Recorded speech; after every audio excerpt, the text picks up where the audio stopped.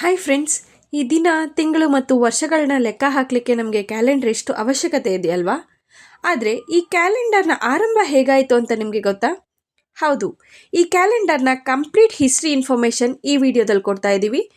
ವಿಡಿಯೋನ ಎಂಡ್ವರೆಗೂ ಎಲ್ಲೂ ಸ್ಕಿಪ್ ಮಾಡದೆ ನೋಡಿ. ಹಾಗೆ ಯಾರೆಲ್ಲ ನಮ್ಮ ಚಾನಲ್ನ ಹೊಸದಾಗಿ ನೋಡ್ತಾ ಇದ್ದೀರಾ ಅವರು ಸಬ್ಸ್ಕ್ರೈಬ್ ಮಾಡ್ಕೊಳ್ಳಿ. ಹಾಗೆ ನಿಮ್ಮ ಫ್ರೆಂಡ್ಸ್ಗೆಲ್ಲ ಶೇರ್ ಮಾಡಿ, ಈ ಇನ್ಫಾರ್ಮೇಷನ್ ಹೆಲ್ಪ್ ಆಗುತ್ತೆ. ಫ್ರೆಂಡ್ಸ್, ನಾವು ಡೇಟ್ ಆ್ಯಂಡ್ ಇಯರ್ ಕನ್ಸಿಡರೇಷನ್ಗೋಸ್ಕರ ಅಥವಾ ಯಾವ ತಿಂಗಳು ಅಂತ ಚೆಕ್ ಮಾಡಲಿಕ್ಕೋಸ್ಕರ ನಾವು ಕ್ಯಾಲೆಂಡರ್ನ ಯೂಸ್ ಮಾಡ್ತೀವಲ್ಲ, ಈ ಹಿಂದೆ ನಮ್ಮ ಪೂರ್ವಜರು ಅಂದರೆ ಹಳೆ ಕಾಲದವರು ಈ ರೀತಿ ಕ್ಯಾಲೆಂಡರ್ ಇರಲಿಲ್ಲ ಅವ್ರ ಹತ್ರ. ಈ ಸೂರ್ಯ, ಚಂದ್ರ ಹಾಗೂ ಈ ಪ್ರಕೃತಿಯ ಚಲನವಲನಗಳಿಂದ ಅವರು ಇದನ್ನು ಕಂಡುಹಿಡಿತಾ ಇದ್ರು.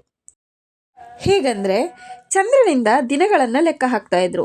ಅಂದರೆ ಅಮಾವಾಸ್ಯೆ, ಹುಣ್ಣಿಮೆ 15 ದಿನಕ್ಕೊಮ್ಮೆ ಬರುತ್ತಲ್ಲ, ಆ ರೀತಿ. ಹಾಗೆ ಸೂರ್ಯನ ಚಲನೆಗಳಿಂದ ವರ್ಷಗಳನ್ನ ಹಾಗೂ ಋತುಗಳನ್ನ ಲೆಕ್ಕ ಹಾಕ್ತಾ ಇದ್ರು. ಇದರ ನಂತರ ಅವರ ಮುಂದಿನ ಪೀಳಿಗೆ ಅವರ ಅವಶ್ಯಕತೆಗೆ ಅನುಗುಣಕ್ಕೆ ಕ್ಯಾಲೆಂಡರ್ನ ಹೊಂದ್ಕೊಳ್ಳೋ ರೀತಿ ರೂಪಿಸ್ಕೊಳ್ತಾರೆ. ಉದಾಹರಣೆಗೆ ಹೇಳಬೇಕು ಅಂದರೆ, ಈಜಿಪ್ಟ್ನವರು 365 ದಿನಗಳ ಸೌರ ಕ್ಯಾಲೆಂಡರ್ನ ಮಾಡಿಕೊಂಡ್ರೆ, ಬಬಿಲೋನಿಯನ್ಸ್ ಅವರು ಚಂದ್ರ ಸೌರ ಸಂಯೋಜಿತ ಹಾಗೂ ಮಯಾನ್ಗಳು ಅತ್ಯಂತ ನಿಖರ ಖಗೋಳ ಜ್ಞಾನ, ಭಾರತೀಯರು ತಿಥಿ, ನಕ್ಷತ್ರ ಹಾಗೂ ಹಲವು ಪಂಚಾಂಗಗಳ ಮೂಲಕ ಕ್ಯಾಲೆಂಡರ್ನ ರಚಿಸಿದ್ರು. ಇದರ ನಂತರ ರೋಮನ್ ಕ್ಯಾಲೆಂಡರ್ ಬಂತು. ಆರಂಭದಲ್ಲಿ ರೋಮನ್ ಕ್ಯಾಲೆಂಡರಲ್ಲಿ ಕೇವಲ 10 ತಿಂಗಳು ಮಾತ್ರ ಇದ್ವು. ಮಾರ್ಚ್, ಜುಲೈ, ಆಗಸ್ಟ್ ಮುಂತಾದವುಗಳ ಹೆಸರುಗಳು ಇಲ್ಲಿಂದಾನೇ ಶುರುವಾಗಿದ್ದು. ಇದರ ನಂತರ ಕ್ರಿಸ್ತಪೂರ್ವ 45ರಲ್ಲಿ ಜೂಲಿಯಸ್ ಸೀಸರ್ ಎಂಬ ವ್ಯಕ್ತಿ 365 ದಿನಗಳ ಕ್ಯಾಲೆಂಡರ್ನ ಈ ಜಗತ್ತಿಗೆ ಪರಿಚಯಿಸ್ತಾರೆ.